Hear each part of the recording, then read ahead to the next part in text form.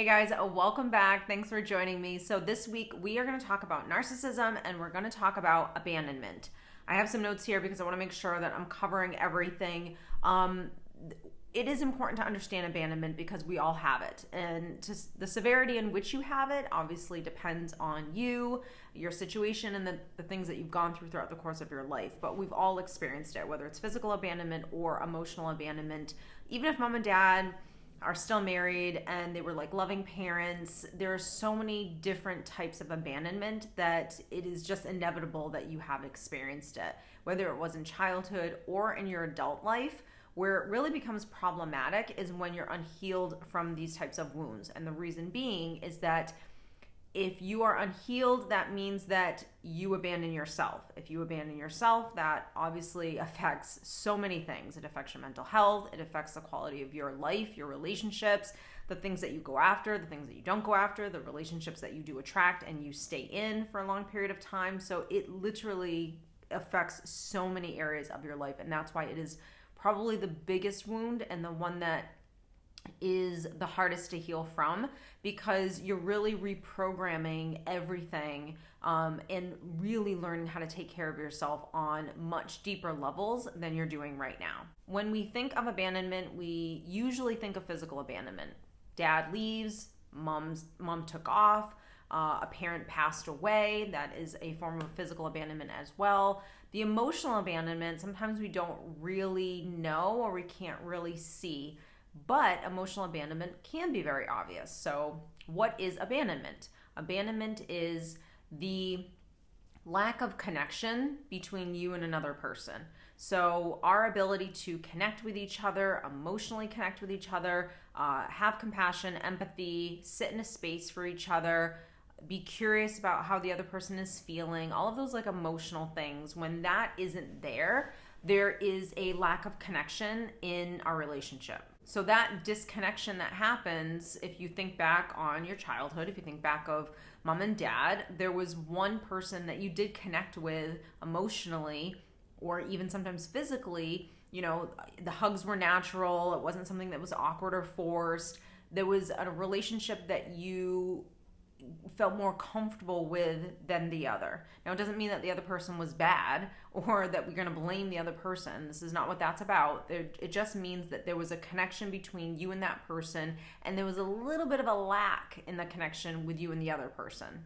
Now, if we're talking about narcissism, you're talking about a person who has an inability to connect on deeper levels. So they can obviously physically abandon you. They can discard you. You can get cheated on, and divorce happens and abandonment happens, whether it's cruel or it's done in like the most heartfelt way. Abandonment is still abandonment. Obviously, it's worse if the person makes it really hard on you and just completely ghosts you or discards you and doesn't even care about how you feel, your emotional well-being, any of those things, and is just hurtful. Obviously, that's a worser thing to go through. But abandonment and divorce, it happens. And so even if divorce happens and even if it's done in a kind way, it's still something that you have to heal from. When we're talking about narcissism and we're talking about a person's inability to connect with you in emotional ways, how this shows up is if you're coming from those unhealed abandonment wounds, it shows up by the stories in your mind saying things like, what's wrong with me? Are they judging me? Not feeling like this person actually cares about you because they're not showing you any compassion or empathy or sitting in a space for you. They're not giving you validation. So instead of seeing the person for what they're not able to do or provide in the relationship, if you're coming from unhealed abandonment wounds, you're just going to go within and you're going to start kind of either blaming yourself or feeling like you're the problem in the relationship. Is this person judging me? Is there something wrong with me? So it's me, rather than seeing, oh, wait, this person just doesn't have an ability to actually do this. When you experienced abandonment as a child, and this is where, some people get really frustrated with the whole childhood trauma thing because they keep, they'll say things like, look, I don't want to blame mom and dad. Like, I had good parents, or, don't cry over spilled milk. It is what it is. 100%. There's only so much we can do. There's not really much we can do to change our childhood. And that's not what this is about. It's about understanding the foundation of what you received versus what you should have received, because you have to learn what you should have received, because guess what? That's what you should be giving yourself right now. And so if you're not giving yourself that right now, it's because that foundation wasn't laid out properly. You don't understand what it was supposed to look like. It wasn't done in the best way. It was just kind of like, done quickly, so to speak. So it's important to understand those things. It's also important to understand that when you go through your childhood, you're going to experience abandonment at some point. And when you're a child, you have one really key thing, or you don't have one really key thing that really hurts you, which is logic. So you don't have the reasoning and the logical ability to see, oh, dad physically leaving actually had nothing to do with me. It actually had to do with the fact that he's deeply wounded. He never healed himself. He's an alcoholic, et cetera, et cetera. So you're not able to see what's going on. You're unable to see, oh, wait, mom's a little narcissistic and this is why she does this, and she can't emotionally connect because she's not comfortable with emotions. You're not able to reason through what it is that you're going through during the course of your childhood. Now, when you're an adult, you do have reasoning, you do have logic, but it's still, as an adult, do you use that logic? Are you able to both educate yourself on what's really going on and still help yourself emotionally through what it is that you're feeling? Even though you have the power to do these things, do you actually do them even as an adult? No, people don't do them. And now when you're a child, you don't have 75% of that. You don't have the logic. You don't really understand why you're feeling what you're feeling. You're just emotional. You're just feeling things, and you're not able to soothe yourself or validate those things. So you're not able to give yourself what you need emotionally to kind of help yourself through how you're feeling, and you don't have any logic or reasoning to work through what's really going on, so you don't take things personally and hold on to them as if they have anything to do with you. Hence the abandonment wound that we all have. So then we, go into our adulthood, we have these kind of holes within ourselves because we have these abandonment wounds, and they trigger us. Relationships trigger this wound, and this trigger starts coming up to the surface. Now, when you get triggered throughout the course of your adulthood, with any wound really, but obviously we're talking about abandonment, when you get triggered and it comes to the surface, what do? Do you heal it? Do you deal with it, or do you just keep suppressing it or still make other people responsible for it? When you suppress and you make other people responsible for it, it never actually gets healed, because the healing is supposed to be you learning how to heal where it came from, which is whatever. When I was 6, when I was 5, from mom and dad, from my ex-husband, wherever the wound came from. And it's a multitude of things that have happened to you that where it came from. And when you're not dealing with that, it just kind of stays with you, and you're not really starting to soothe it and help it, so it starts to kind of go away. But our wounds are scars. They're scars that you will have with yourself for the rest of your life. Where you are unhealed is when those things are really at the top of the surface and they're affecting or controlling your life. That's the difference between healed and unhealed. If you're healed, it's there, but it's way down at the bottom, and it's not something that's coming up every single day. It's not impacting your life in the ways that it used to, and it's just there. But could something happen that could trigger it to come to the surface? Absolutely. And that's where there's more healing that needs to be done. So let's talk about the ways that a narcissist will trigger that abandonment wound. The first thing is going to be their ability to ignore your feelings. Your feelings don't matter in a narcissistic relationship because you're dealing with an egotistical person. You're dealing with a selfish person. There is no doing nice for you. Everything is tit for tat. Everything has to do with me. I have an inability to connect with you, so I don't really care about how you feel and what's going on with you. I'm not going to always have compassion and empathy for you because you don't come first. I come first. Now, if you're unhealed and you're uneducated, then as you're walking about your adult life, trying to pick a partner, trying to, meet friends, life doesn't give us these signs on ourselves. I'm emotionally unavailable. I am narcissistic. I have an ability to connect. You're never going to get empathy from me. So you don't see that. Where you see it is through life experiences of you getting to know a person. If those aren't things that you're looking for, right? You're looking for someone to connect emotionally with you. You're looking for a healthy adult. If those aren't things that you're looking for, because what you're looking for is make me feel like I'm enough, give me a relationship, give me a family, give me children, you're really attractive, This is how you make me feel, and how you make me feel are superficial things, or how you make me feel are all the things that I'm not giving myself. Then we're picking people from lack, and we're picking people based on the wrong things. And that's where you get yourself into trouble. The next thing is narcissists will always trigger your abandonment wounds because they play these games. And this is where it is, I love you, I don't love you. I'm going to ghost you, I want you back.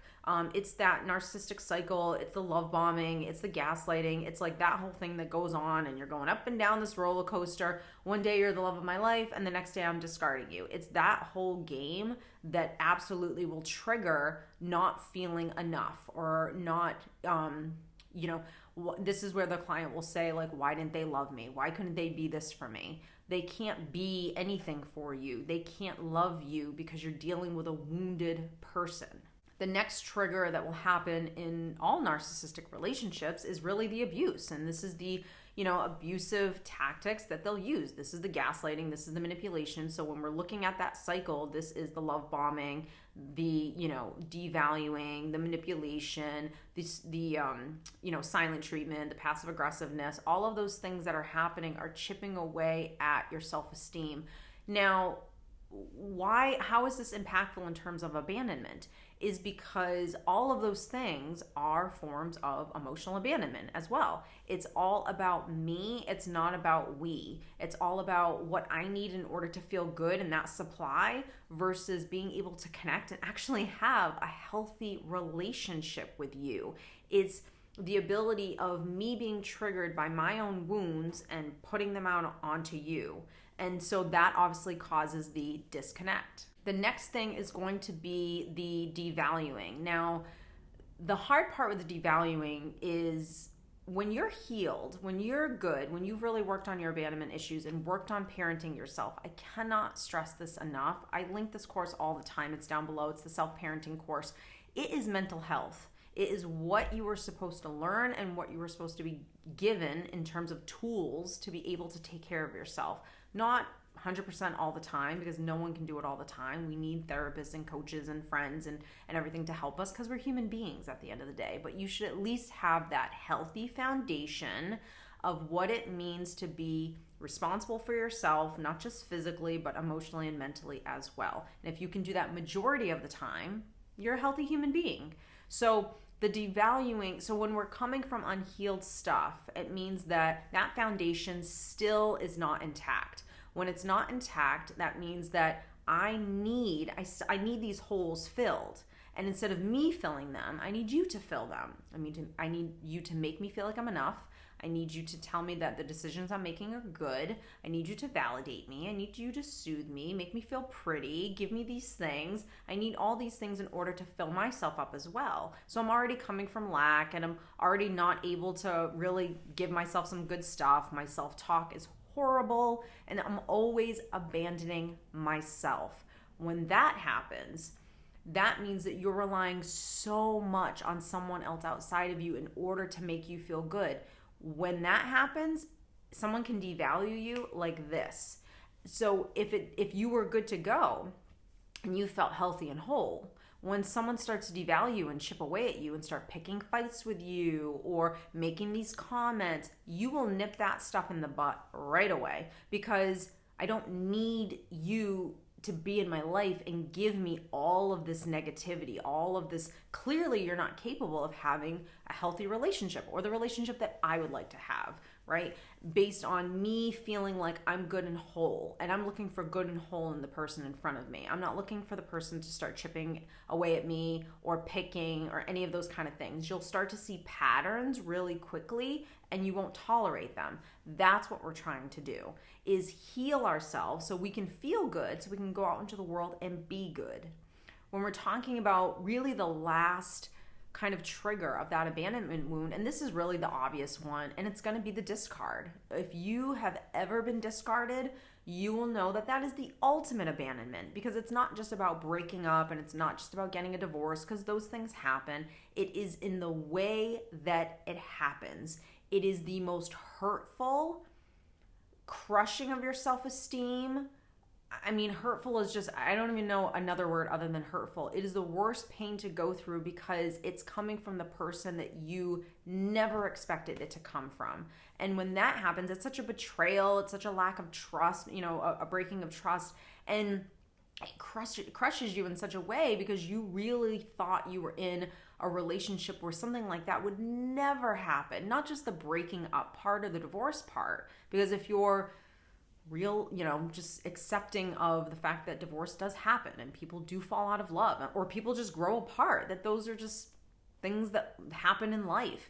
That's not what it's about. It's about how it's done and how inhumane in a way it's done to you, right? So if you've gone through a discard and you're unhealed, it is going to crush you in a way that you never ever would ever believe. So when we're talking about healing from abandonment, what we're talking about is learning where the abandonment started from, what experiences we've gone through that really it created this wound in general, logically understanding what was going on and reparenting ourselves while we're going through this relationship. As this wound keeps getting triggered and it keeps coming up to the surface and we feel not good enough and alone and scared and all those things, how do you actually take care of yourself emotionally and mentally? So that is why in every video I'm always talking about self-parenting, because you absolutely have to learn how to do that for yourself. And it is a practice. It is not something you're just going to do one time and there you go, you're healed. But I hope this gave you just like a good overview of these two things and why this relationship is so hurtful, impactful, but obviously really, really important, because it will bring everything to the surface. And even though no one really wants to bring that stuff to the surface, when it comes, you can actually deal with it and heal it. So I hope you have enjoyed this, and I will see you in next week's video.